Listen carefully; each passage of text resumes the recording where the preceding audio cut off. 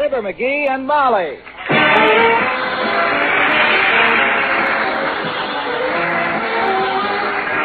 Fibber, McGee, and Molly. With Bill Thompson, Gail Gordon, Arthur Q. Bryan, Dick LeGrand, and me, Harlow Wilcox.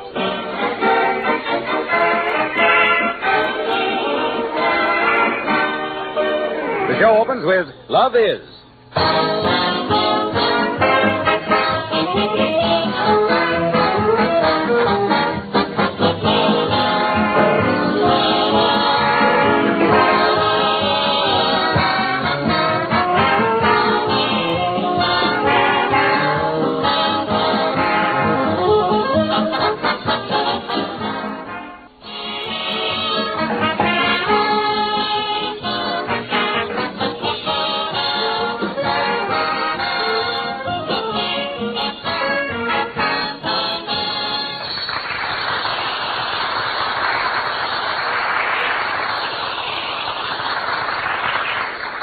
Last week, a quarantine of measles bottled up the cream of Wistful Vista society in the McGee home. During the week that has just passed, the cream has soured considerably. And here at 79 Wistful Vista, just one big unhappy family, we find a number of unwilling guests and Fibber, McGee, and Molly.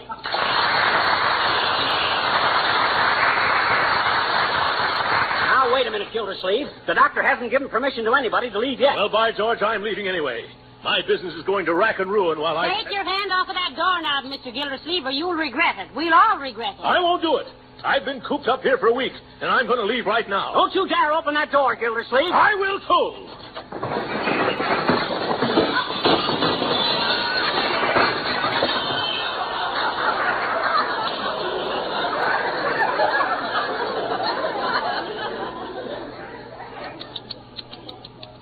Got to straighten out that closet one of these days. Why didn't you tell me this was a closet? Hey, you've been here a week. You should have known. Yeah. Besides, I don't know why you're worried about your old factory. Your wife has taken charge of the Gildersleeve Girdle Company. Oh, what do women know about girdles? Plenty if they got the proper foundation. And background. But I don't... Mr. McGee, when are we going to get out of this horrible house? Oh, so this house is horrible, is it? Now, you listen to me, Abigail Uppington. Yeah. I don't mind your sleeping in my bed or using my vanishing cream and my bobby pins. But when you say this is a horrible house, I agree with you. I've never spent such a week in my life. Life? Has this only been one life? But when can we leave, Mr. McGee? Surely they can't legally keep us chained up here like wild beasts. Yes. Who's a wild beast? If the fur fits, wear it, Gildersleeve. I'm sure it can't be much longer, Mrs. Uppington. We're just as anxious to have you leave as you are to go. McGee, may I have a private word with you, dearie? Why, sure. You mind if we have a minute alone, folks? If by alone you mean without me, McGee, you can have 3,000 years of it. Oh. Come on, Abigail. Let's go and sneer at their photograph album again. What's the matter, Molly? Look, we've all been getting in each other's hair here for a solid week. And the doctor hasn't been back once. I know, but he called me up right after he left, though. That night we got quarantined. Well, what did he say? I can't remember. It was some big medical word. You know how doctors are. Heavenly days. If they quarantine doctors, too, they wouldn't be so anxious to keep people locked up like this. Where is everybody, dearie? Oh, they're down in the basement. Boomer and Wilcox and the old-timer got a poker game going. Oh, they have they? Mm-hmm. It wasn't enough that I was running a boarding house in the hospital. Now I got a gambling joint on my hands. Oh, Molly, they're not doing any harm. Just the same, I'm not going to have my home turned into any Monte Cristo. You mean Monte Carlo. Monte Cristo was a count. Well, then he should have had more manners than to turn somebody's home into a gambling joint. He didn't gamble. He was just a guy in a book. Oh, he ran a book, too. Well, that's all I wanted to know. You go in and see how the little girl is getting along, McGee. Okay. And if you hear a riot downstairs, that's me breaking up the poker game. Mm-hmm. Goodbye, Mrs. Chips.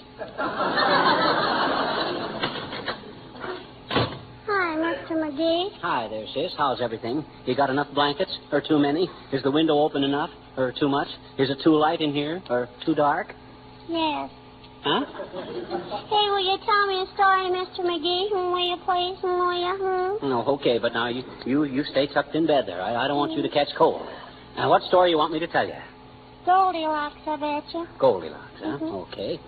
Once upon a time, there was a beautiful little girl named Goldilocks, and one day she started to take her grandmother a basket of delicious pies and cakes and sandwiches. I'm hungry. Huh? I'm hungry. Can I please have something to eat, Mr. McGee? Please? Oh, I guess so, sis. How about an apple? Make you nice and strong to eat apples. Do you like Superman, Yeah. Hey, will you get the paper and read me about Superman, Mr. McGee? Oh, okay. Anything to please. Here's the paper. Let's see, where's... Oh, here it is. Oh. Today, Superman is fighting for his life among the gangs that have mushroomed up in... Have what, mister? Mushroomed. I'm hungry. Look, will you make up your mind? First you want a story, and then you want something to eat. Now, which will it be? A story. Okay. Shall I tell you about the Pied Piper of Hamelin? Who's he? Well, he was a guy who got rid of all the rats by playing his flute. Oh, gee, I love flute. Stewed flute and flute jello and... That's fruit. And we haven't got any. And furthermore, if I detect him... I like detectives, too. Will you please read me about Dick Tracy? I thought you wanted something to eat. I know it. Well... That's why I want you to read me about Dick Tracy. I just eat that up, I bet you. Well, all right. Well, it says here that Dick Tracy is on the trail of a crook that's just taken it on the lamb. On the what? Lamb. I'm hungry. I don't care how hungry you are, Dad. Rat it, you're going to get Dick Tracy and like it. Oh, hey. Now, wait a minute, sis. I'm sorry. I guess I'm just kind of on edge. Yeah. After all this quarantine. Excuse me for hollering at you, will you? Okay, mister. Oh, thanks. The idea. Big bloke like me shouting at a little kid like you. Yeah. Sick with the measles. I ought to be ashamed. Oh, sure you had, I bet you. Well, I am. Now, which do you want, honey? A story or something to eat? A story.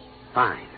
And just so's I won't arouse any gastronomic yearnings in your little corpus delicti, I'll try and tell you one that ain't connected in any way with something to eat. Hi. Now, here we go.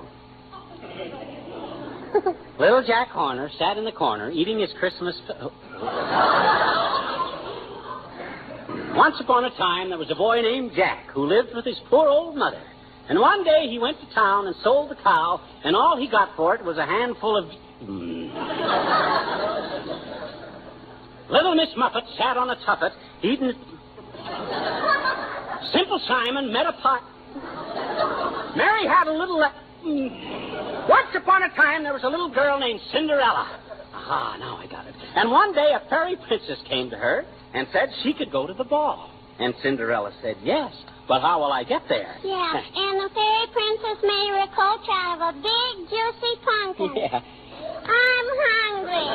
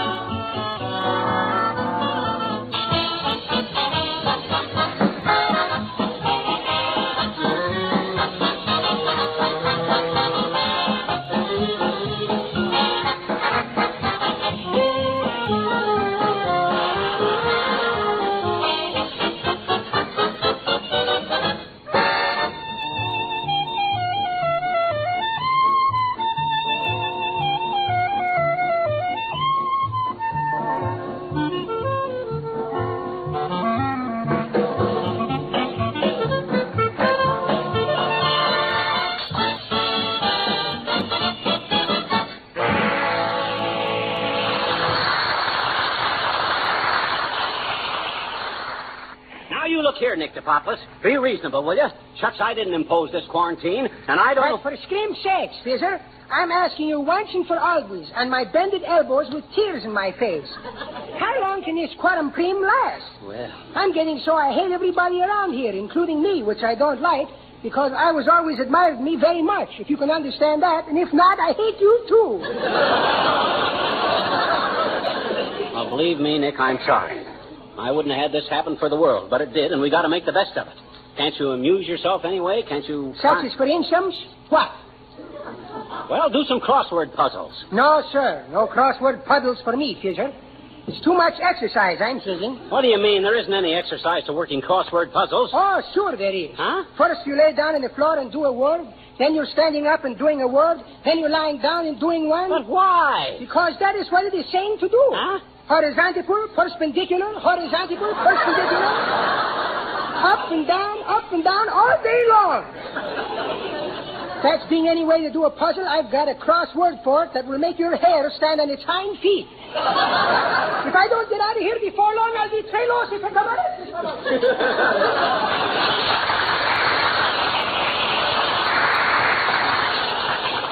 Well, I know it takes all kinds of people to make a world, but sometimes I think they went to extremes. Ah, there you are, McGee. I've looked all over the house, and I can't find anybody. No, and if I'd have seen you coming, you wouldn't have found me. Are you getting as tired of me as I am of you, Gildersleeve? At least, McGee. As soon as this quarantine is lifted, if it ever is, I'm going to move to San Francisco or someplace. I never want to see your face again. That's funny. That's exactly the way I feel about you. I'm getting so I detest you. I know. I despise you, too.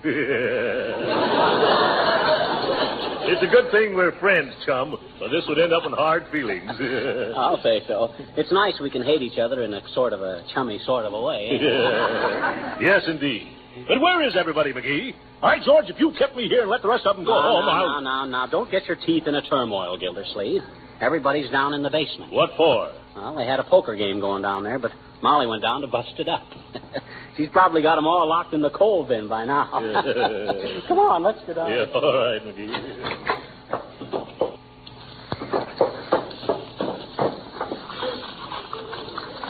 How many cards for you, Glowcoat? 3, Boomer. Give me 2, Horatio. 2 for me, too. Here you are, my little Toscanini. How many for you? None. I'm standing pat. Well, Mrs. Uppington, you opened. What are you doing? The membership fee for this round will be 3 blue ones. Say, do you mind if I put in 5 more? I seem to have so many. I'm out. I'll see you, daughter. I don't think you got them. Mr. Boomer? Sorry, my dear, I'm out. I'm shy 2 feathers on a bobtail slug.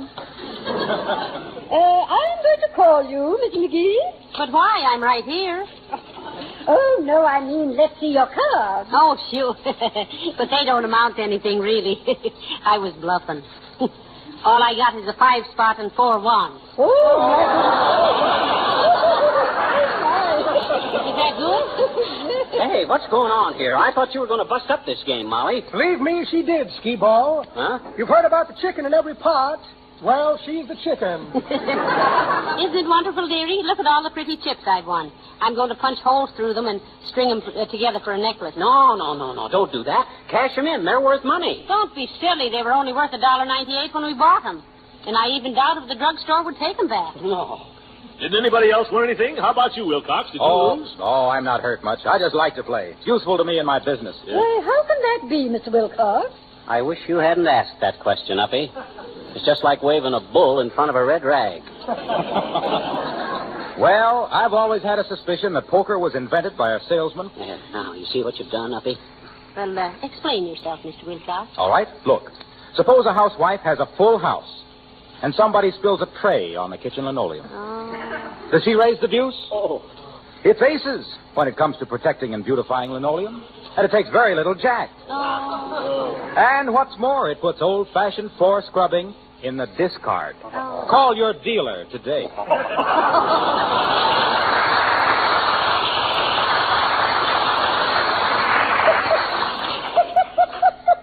That's pretty good, Waxy. But that ain't the way I heard it.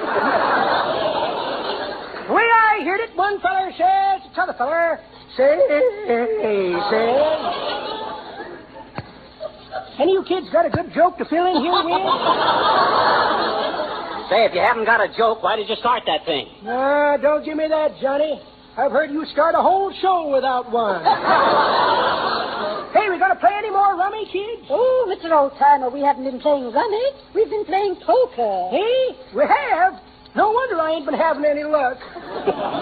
What I want to know is, when are we going to get out of here?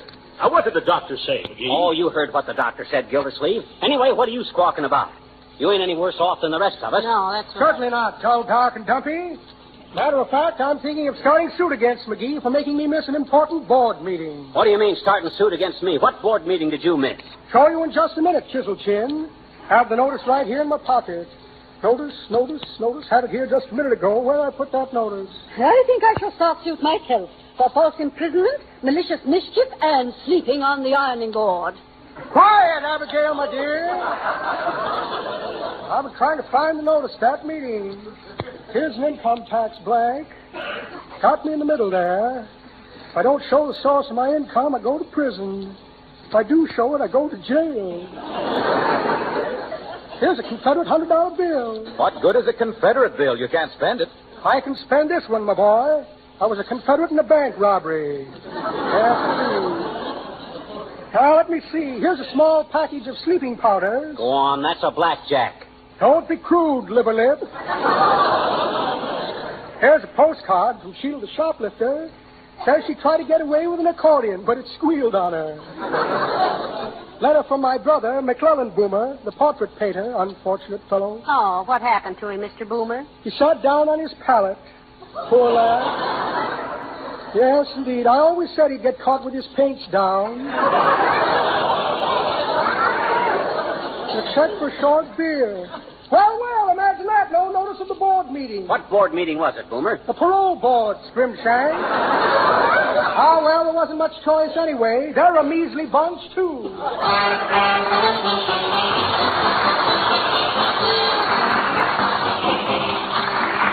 The King's Men sing There's a Tavern in the Town. I went strolling in the cold night air. I met Nellie with the flaxen hair. She was broken-hearted, and a tear was in her eye. When I tried to comfort her, she gave me this reply. There is a tavern in the town, and there my true love sits him down where he can drink his wine mid laughter free, and never thinks of me. He left me for a damsel dark. On Tuesday night they always spark, and now my love, who once was true to me, takes that dark damsel on his knee. Fare thee well, for I must leave thee. Do not let the parting grieve thee. Just remember that the best of friends must part. Adieu, my friend, adieu. I can no longer stay with you. I'll hang my harp on a weeping willow tree, and may the world go well with thee. Then she turned away and said no more. Again heard through the tavern door. And from within there came loud voices, angry shouts, and then a pistol shot rang out. I saw her through the open door. She held a smoking 44. And at her feet her lover fell down dead. And here's the very word she said. Quote, fare thee well, for you must leave me nevermore. Will you deceive me? If you can't be true to me, then we must part. Adieu, my love, adieu, yes, adieu. I can no longer stay with you. I'll hang my heart on a weeping willow tree. And may the world go well with thee. May all the world go well.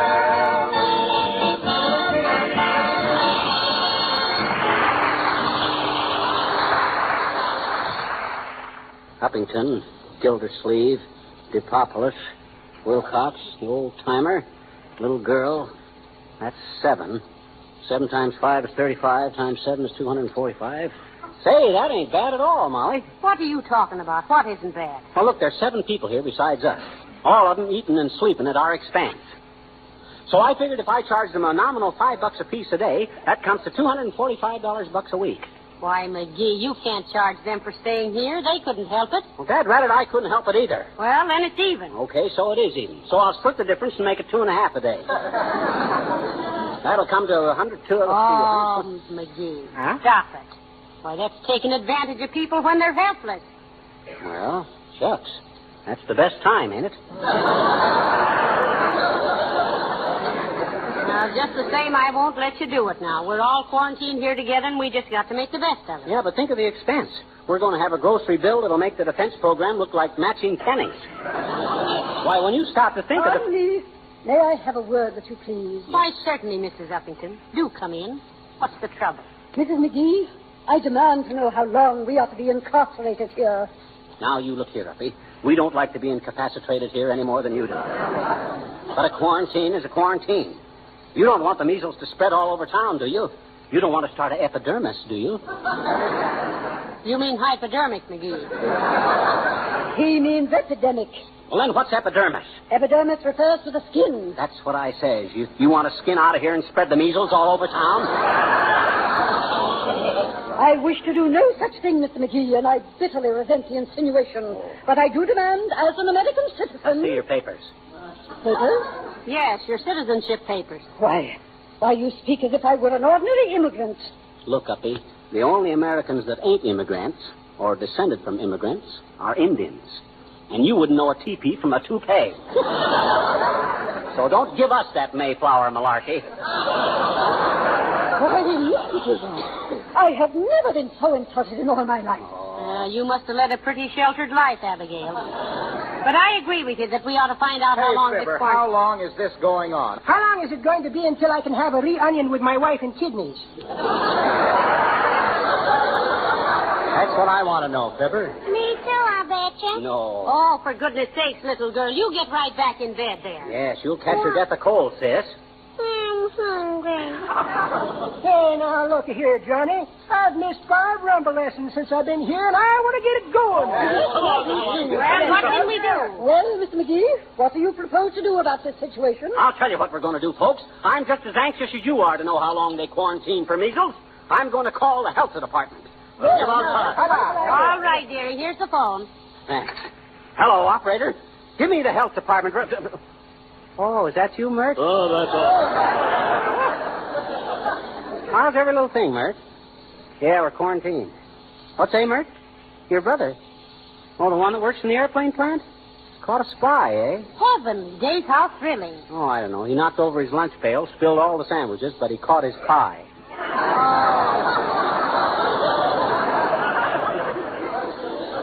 What say, Mert? Oh, no answer, eh? Okay, I'll try the Board of Trade. Wait a minute, McGee. Look at this. Huh? What's the matter with you, Gildersleeve? Look what I found in the almanac. What are you doing with the almanac? Well, the only thing there is to read around here except Black Beauty and the Peoria High School Annual for 1911. Well, what about the almanac, Mr. Gildersleeve? Well, listen to this. Huh? It's an article on contagious diseases. And it says that quarantining for measles is obsolete. Absolutely. Oh, I remember now. That's what the doctor told me over the phone. It's obsolete, and there's no getting around it. Oh, good heavens. I believe the man doesn't know what the word obsolete means. That's it, I do, too. Obsolete means Oh, my gosh. I was thinking of absolute.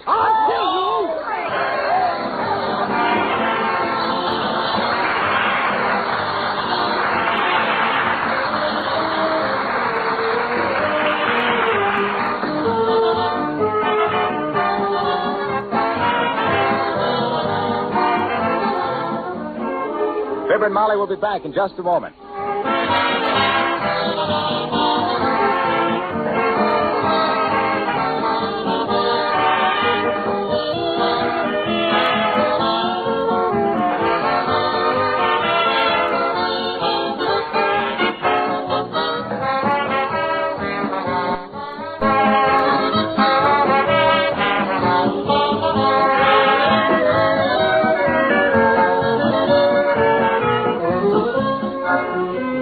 Is everybody gone, Molly? Yes, they're gone. And a good riddance, too. Come on, let's go to bed, dear. Okay.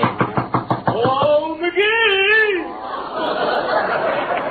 Dad, rat it, what you want, Gildersleeve? My wife's gone away, and I can't get into the house. Well, what do you want with us? I'm hungry. Good night. Good night, all.